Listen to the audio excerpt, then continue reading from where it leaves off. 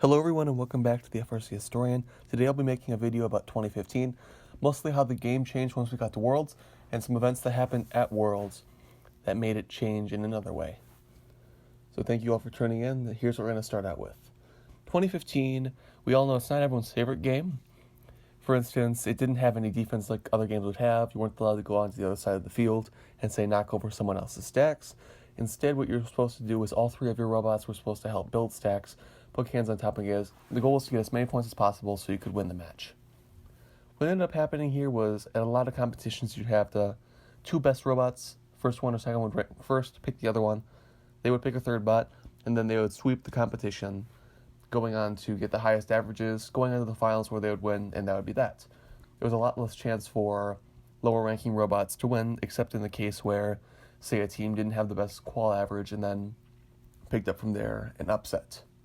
2015 wasn't a year for upsets, and if you're ever curious, I can show you my data for just how every year ranks when it comes to upsets and lower alliances winning. However, in 2015, one thing that made it interesting is the can grab at the beginning of the match. If you didn't know what this, you start with you got a finite number of cans, which if you put on top would put a score multiplier. And there were 4 that started off in the middle of the field, and your goal was that right when Auton started, you grab those, bring them onto your side, and then when you're making more stacks, you can put them on top to have a higher multiplier, as well as giving you a higher point ceiling. This didn't matter as much at first, as it was a little bit harder for alliances to actually hit that ceiling.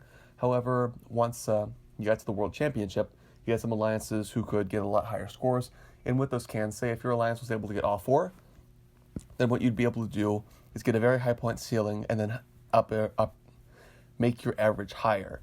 One thing that made this game interesting was that their goal was to make it different than the typical 1v8, 2v7, 3v6, 4v5 bracket, and instead have 8 alliances where they would have a average they needed to maintain. The top 4 averages would go on to the semis, top 2 would go into the finals, then they would face off. Because of this, you would have cases where, say, the 1st and 8th alliance of the Archimedes division faced off, and they were both able to make it to the semis, whereas in that division, the 2nd alliance didn't make it to the semis. You'd have it where alliances who would typically face each other in the quarterfinals could both make it to the finals, for example. You could have the 4th and 5th alliance in the finals, or you could have the 2nd and 7th, all depending on their averages. But with this can grabbing, what happened was, instead of having so many on your side, you'd be fighting to have a higher point ceiling. What would end up happening in many places was you'd have your fastest robot would be on one side, the other alliance's fastest robot would be on the other. You'd each grab 2 cans and then go from there. But other times what would happen is you'd have where they both grab at the exact same time, and then you'd have 2 robots trying to pull back and then tally up whoever won the fight would get them. But this could happen in cases where you have a very powerful alliance without the fastest grabbers, where they wouldn't get it, and despite the fact that they were possibly better stackers, they wouldn't be able to outscore, and this is what happened a lot more at the World Championship once you had those higher point ceilings, and many alliances were much closer together than at some regionals and districts. Now, the story I'll be going over today, the one example is in the Carver division, you had the number 1 alliance was 254, 973, 999, and 4499. This alliance was ranked 1, 254, one of the best robots in the world, if not the best. They picked 973, and then they got into the quarterfinals. Their first match here, they were able to play with 973 and 999. They put up a lot of stacks very quickly, and at the end of the match, Team 973 put up 1 more stack with a can on top, and then that stack would proceed to fall over and knock over another stack. Because of this, they wouldn't lose the match. They'd have a lower average than they would have liked, and then they would go into the second match and need to get a much higher average if they wanted to make it onto the semifinals. The one thing that makes 2015 incredibly different is because of that average system, it's not a best of 3. For example, if your robot breaks down in the first match of your quarterfinals, say in this next game, one alliance gets 120 and your alliance gets 0, because say for some odd reason all of your robots died, they'll say 10 or whatever. Now you go into your second quarterfinal match, you win that one, 130 to 120. Final match, you win the final one, you go into the semifinals. With here, there wasn't that reliability. In the quarterfinals, you only got 2 matches, and your average was what decided what happened. And once you got to the World Championship, depending on the division, there were some that had much higher than others.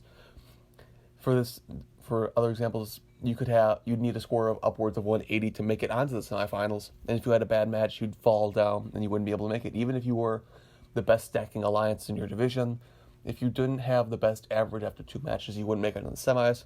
Or you'd have 3, which is a little bit better, but at the same time, you wouldn't be able to, say, do a best of 3. That's what the finals were for. It wasn't the average after 2 matches. It was rather if you won the match in the finals, you won it. Here, the first match, they would knock over some stacks. They'd go into the second one. The very beginning, 999 fell over onto the stack. It fell over onto the middle, and they couldn't do anything. Then you have 254 and 973, both very fast and efficient stackers. However, another stack would fall, and that would be the end for them. They would get out in the quarterfinals of their division, and then the second alliance would go on to win. Then we go down to another example, actually on Einstein. In Einstein qualification match 6, no, quarterfinal 6, you had the alliance of captained by OP, then the alliance captained by the High Rollers. You have OP and 330 against the High Rollers and 2826. Once we get into that match, OP was able to get the cans. However, what would happen is they would put up their alliance partner. 330 would put up a stack. However, one of the totes would fall off of it, and then OP would come back really fast with only seconds left in the match to try and score one more stack, and they'd end up knocking over an entire stack, costing them quite a few points, which cost them making it to the semifinals of Einstein. This is something that did happen, and once you got to those much, much higher levels of play, it was a lot harder to make it. For example, in week 1 the first few weeks of competitions, there was a competition where 33 of the Killer Bees fell over in a semifinals match, but that didn't matter because they still had a high enough average to make it to the finals and still win it. But once you got a lot further, if you fell over, that was almost a death sentence for your alliance, because you had a whole bunch of alliances who can do very well. Say you have 2 alliances that can both score 220 efficiently. If one robot fails in one of the matches, you got to score 220, 230, and then 100. The other one gets 220, 220, 220. The one who got the 220 had a much higher average and thus moved on. Even if they weren't the best stacking alliance, all it came down to was your average. And that's what I feel makes this game a little interesting. As well as the can grabs, it wasn't a perfect, say, the biggest thing I can compare it to would be like a time trials, where you'd have 2 alliances and you try and see who scores the best. But what happened there every single time without any sort of difference would be, say, your alliance would, let's take time trials from each of the alliances, points trials, like, say, 2001's game. You have point trials for each of the alliances. What ended up happening there was Hammond's alliance would just get the max score of about 700 every single match. The other ones wouldn't, and they would go on to win the championship as well as almost every competition they went to. With here, it was a little bit different, where you'd have the can stack, which would change how high your point output would be. Watch IRI if you want to see any examples of a higher point output, as well as the average, which would mean that if you had a bad match, you'd have to fight a lot harder than the other matches to make it. Thank you for watching. This has been the FRC Historian.